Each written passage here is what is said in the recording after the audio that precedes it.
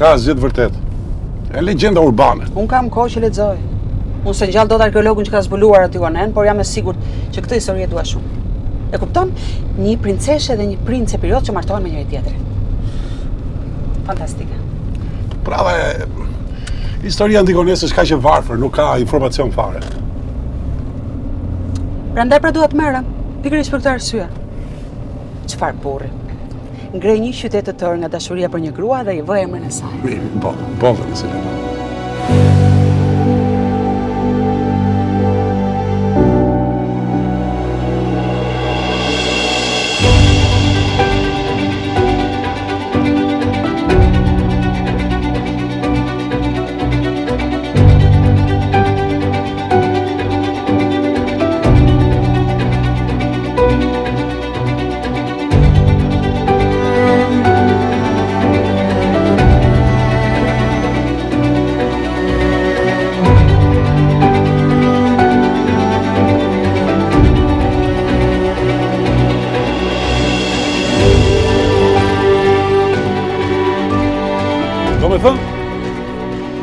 Këte kanë hecur Piro dhe Antigona. Ky është Nimfeo. Antigona ishte shtatzën kur bënte këtë rrugë. Kishte edhe një vajzë 10 vjeç, quhej Olimpia, me fytyrë trumbullakët edhe flokë të zeza pis.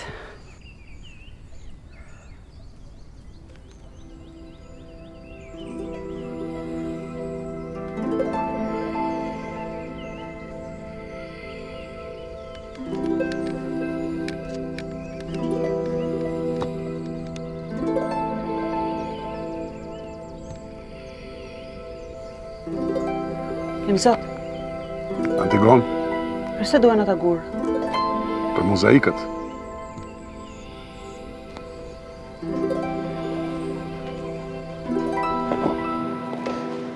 Dymi vjetë për pas, Piro dhe bëmat e tij vazhdojnë të ngjallin interes. Njerëzit janë të interesuar, duan të dinë për këtë qytet që Piro i dhuroi së shoqës. E shikon? Antigona është aq e gjallë dhe e shëndetshme sa që mund të jetë një grua e cila mund të mbajë një fëmijë në bark. Të kisha dashur të jetoja në atë kohë.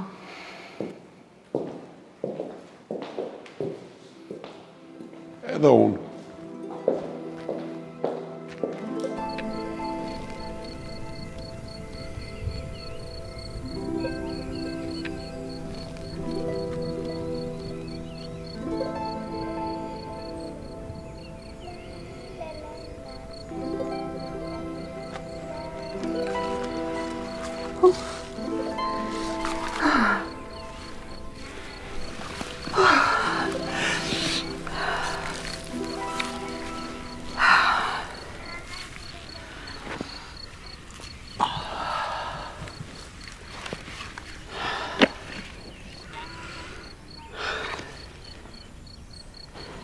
Pse më shikon kështu? Është djalë. Të bëjmë babaj një djali, të na quaj Ptolem. Ndër të nënës tënde dhe burrit të saj. Faltyre ti tashmë je gruaja ime. Dhe misioni ynë është që të ruajmë mbretërinë që krijuam. Ne Ptolemi nuk do të guxojmë atë të dalë përpara. Mbretëria do të sqarohet. Do të mbushet me trashëgimtare. Siç e do zakoni. Siç e do zakoni.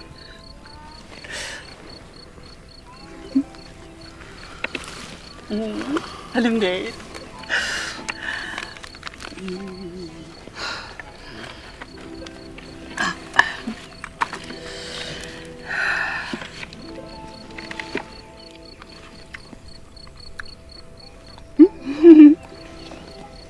I pëlqeu më duket.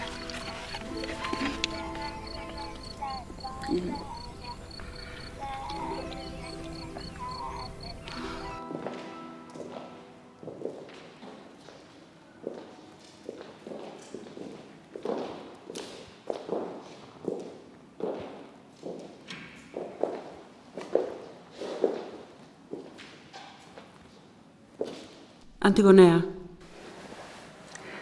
thuhet që kjo është helmeta edhe bishti i kalit të Piros dhe kjo është dora e Piros me unazë. Si Piro, ashtu edhe Neoptolemi shkua në Pasano. Është një vend i shenjtë në tokën e Molozëve. Shkuan atje që t'i bëjnë fli Zeusit. Atje shkëmbyen edhe betimet e rastit me Epirotët. Po, mbretërit u betuan që do të sundonin sipas ligjit, kurse njerëzit u betuan që do ta mbanin edhe do ta mbronin mbretërinë. Interesant.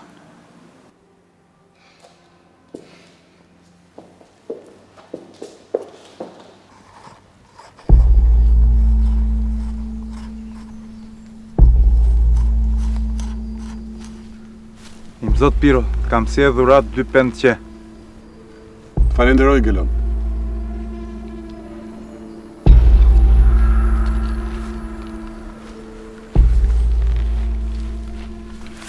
Zot, po mua, a mund të më dhurësh 2 pend qe?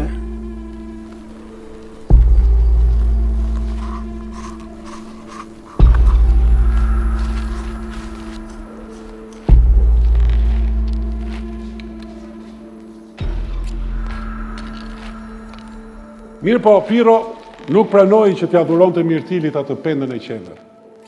Atëherë Geloni, një mik i ngushtë i mbretit Neoptolem, e pyeti Mirtilin e indinjuar nëse do dëshironte që të bashkohej me të. E kupton? Ftoi Mirtilin, kupëmbajtësin e Piros, shërbëtorin më besnik të tij që të bashkohej me mbretin Neoptolem. Në shkëmbim të kësaj, Mirtilin nuk duhet bënte gjë tjetër përveç se të helmonte Piron. Po çfarë propozimi të mërsh? Legjend pra, legjend.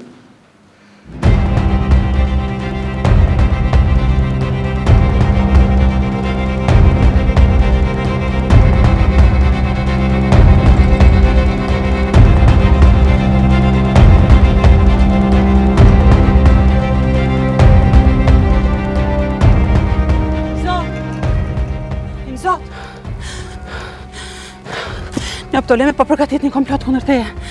Ai dëshiron të Të shoh. vdekur, e di. Asgjë nuk do të ndodhë. Jo derisa Neoptolemi të marrë vesh planin që kam unë për të.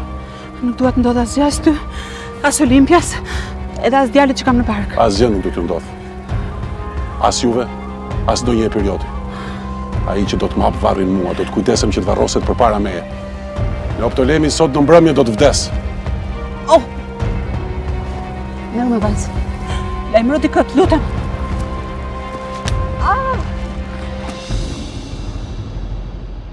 Mirtili Dinak bëri sikur e miratoi propozimin e Gelonit. Por ndërkohë, fill mas kësaj, ai shkoi dhe informoi Piron.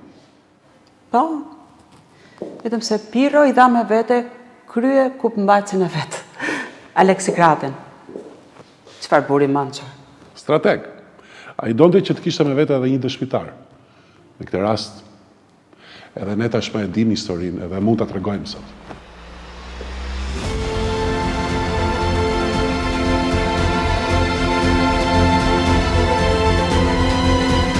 Është djalë.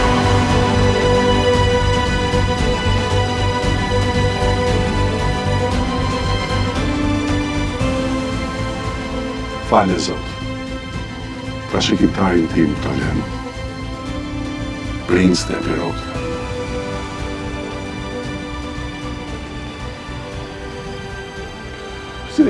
Si mundi ta besoj këtë mbreti Neoptolem? Si mundi t'i gënjej mendja që do të sundonte i vetëm të gjitha këto troje?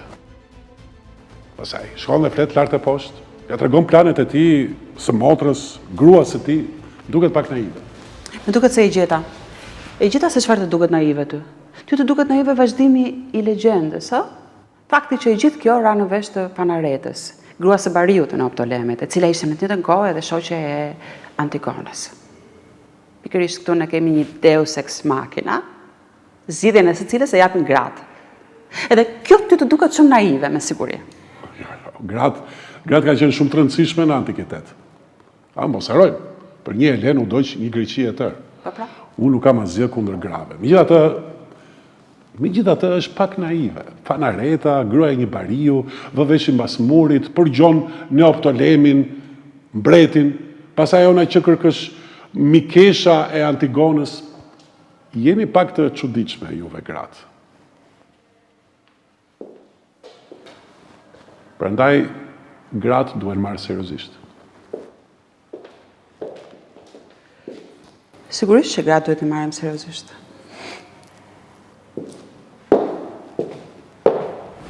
Atë mbrëmje Piro e ftoi në Optolemin për darkë edhe e vrau. Këtë donën edhe pirotët. Për këtë arsye askush nuk u shqetësoi. Për Epirin korat po ndryshonin. Piro dhe shoqja e tij Antigona po hynin në histori. Ne të dyve s'na mbetet gjë tjetër përveç se ta tregojmë këtë histori.